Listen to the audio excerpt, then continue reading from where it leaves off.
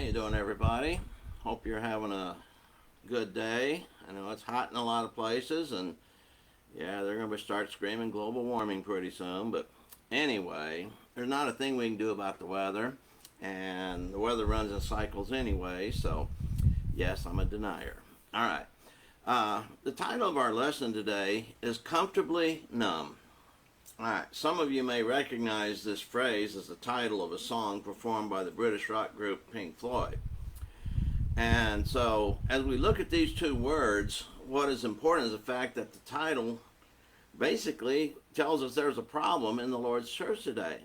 Well, actually, the Lord's church does not have a problem.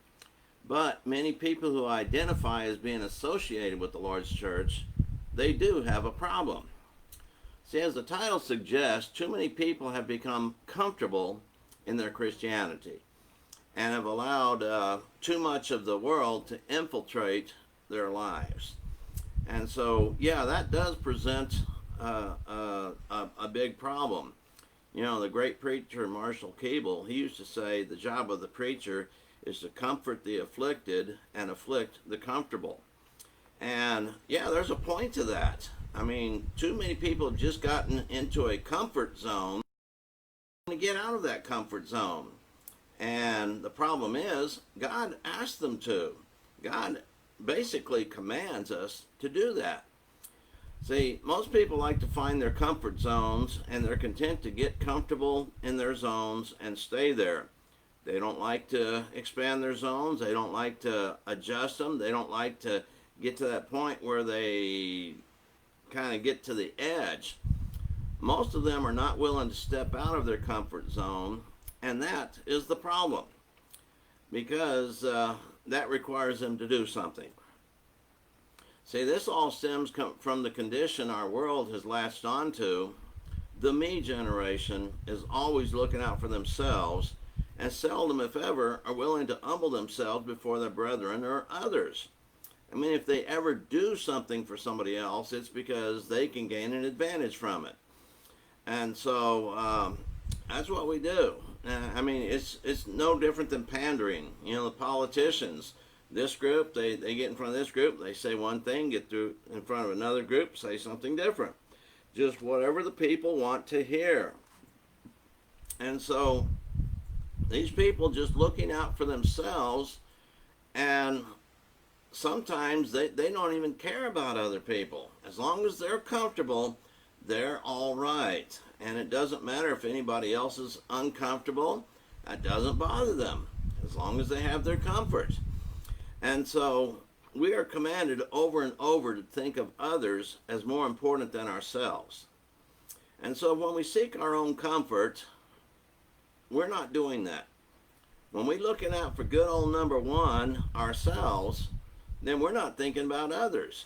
You know, just read Philippians 2, verses 3 and 4. I mean, that should be something we should be so familiar with, we could quote that. And a lot of people don't even know it's in the Bible.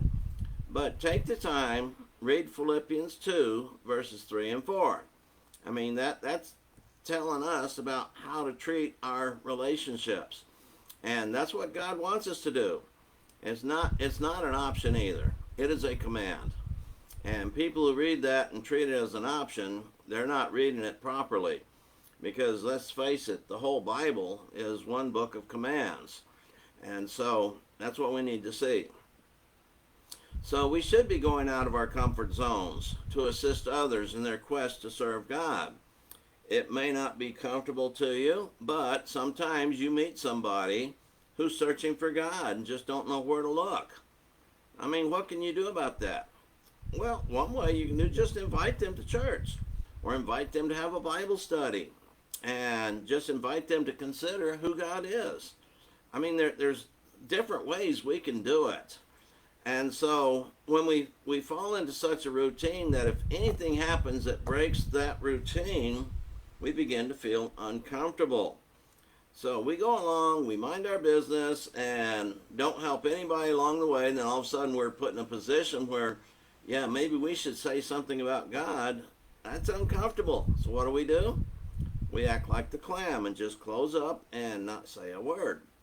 And it shouldn't be that way.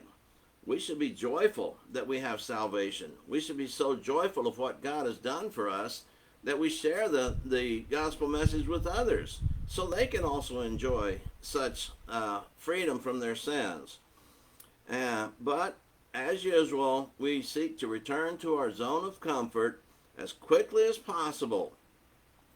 And that means basically someone has been deprived of the grace of God. Hebrews 12:15 warns us about that. See to it that no one is deprived of the grace of God. And so if you withhold the truth of the gospel from somebody, you have done exactly that. And you have violated one of God's commands. So while it takes some effort to go and attend with the saints, it's something we have built into our routine, and we're okay with such activity. In recent months, with this coronavirus and everything, and some congregations offering online services, there's some people we haven't seen in church for 6 months now, and they're okay with that because they get to go online, and they'll join some congregation online, and they're happy with that. In other words, they don't have to get out of bed early on Sunday just to go to church. And so they're okay with that. They don't have to get all dressed up to go to church either. They can sit there in their pajamas and go to church. And so, yeah, that's definitely presenting a problem that all the churches are going to be dealing with in a few more months when all of a sudden, well, we're going to start meeting again. We're going to stop the Zoom service or the online services. And, yeah, there's going to be some blowback. And there's going to be some people who basically are not going to return. And why is that? Well, obviously, they didn't want to be there in the first place. So maybe they were doing it because of mommy and daddy, or maybe they're doing it because of maybe some family expectation. But when they've gotten out there and gone 6-8 months without church, they're starting to think, what do I need church for? I can still be a good person. Yeah. Okay. We need to help others. And so, all right. Now, the next word in our title is numb. And you know what numb is. I mean, you get to that point. I'm sure we've all experienced this in one part of our body or another. We sleep a certain way or we sit a certain way, and all of a sudden we cut off the circulation, and all of a sudden either our foot is numb or our arm is numb, something like that. And so this is a condition where we lose not only the movement in our arm, but the nerve senses. See, doctors and dentists usually use a medicine called Novocaine to numb a part of the body they're going to work on. Thus, we do not feel the pain that would normally be there. I mean, have you seen those needles those dentists use to shoot it up into you? Oh man, that's scary looking. But anyway, once they get the Novocaine in there, then they do that, and okay, well, it doesn't hurt that bad. Just imagine how it would feel if they didn't have the Novocaine there. Oh yeah. Okay, now spiritually speaking, too many of us have become numb to the problems around us. Like I say, we get in our comfort routine. We don't look outside of that. We don't look out of our comfort zone. We focus ourselves only on our comfort zone, and we don't look out. And so we become numb to the problems around us. Everywhere we look, if you open your eyes, people are hurting. People are hurting, and people are seeking a way out of their problems. And of course, the answer is Jesus Christ. And so we have to recognize people are searching for something, but they're not really sure which way to turn. And so we should be there to guide them, but it's almost as if we are numb to their pain. And as a result, we just ignore them. See, if there's no pain, just ignore it. We don't have any problems there. And so we have been exposed to all kinds of sin that it almost seems we are numb to it. You know, it used to be that seeing two boys kissing in a restaurant booth would cause shock and embarrassment. But you know what? We've become numb to such activity because it's happening more and more. And we see it on TV. I mean, some channels recently made a big old deal about this. Well, we're going to start letting same-sex marriages be on our channel. You used to think it was a nice, wholesome channel, and now all of a sudden they're forcing that agenda upon us. And so, yeah, we stopped watching. All right, so, and then think about this. When was the last time you were embarrassed by someone using foul language around you? Of course, we do not like hearing such, but in a way, we often fail to recognize harsh and foul language because we've become so used to it. If we like to watch movies, we like to watch action movies, guess what? They're going to be using foul language. And very few action movies do not use foul language. And of course, those are at the box office, those are usually what they call duds, but that's their world. So they feel they have to throw in some foul language just to get that stronger rating so that more people would want to go see it. That's where our society is. They want to see the skin. They want to hear the bad language. They want to see all the sin that's taking place. And that's where our society is going. So now, we don't use that language, and we try our very best not to use that language, and if we do, we actually apologize for using it, and we shouldn't be using it in the first place. But anyway, when this language is used, it doesn't bother us if we hear it. And we've basically come to that point, well, that's the way the world talks, and so we might as well just get used to it. And so, that's not the right way to look at it. See, too often we have become numb to sin because it is all around us. And see, that is the problem. See, people take the Lord's name in vain, and we remain silent. When King David was a lad, he heard someone insult God, and he could not tolerate such language. And he has to go fight that person who was a little bigger than he was, Goliath. But such should be an example for us to follow. Maybe the challenging, but doesn't necessarily mean going in and doing the fighting, because it doesn't operate that way anymore. God doesn't work through fighting, physical fighting. But yet we should at least tell them, the Lord said, thou shalt not take the name of the Lord in vain. We can quote that.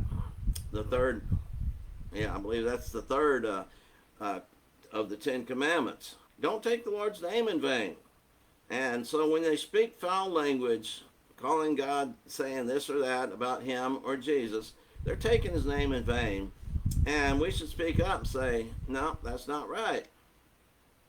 So what we need to do is make the effort to be numb to sin. Like I say, it's around us, but we don't need to be so numb to sin that we don't see its effects.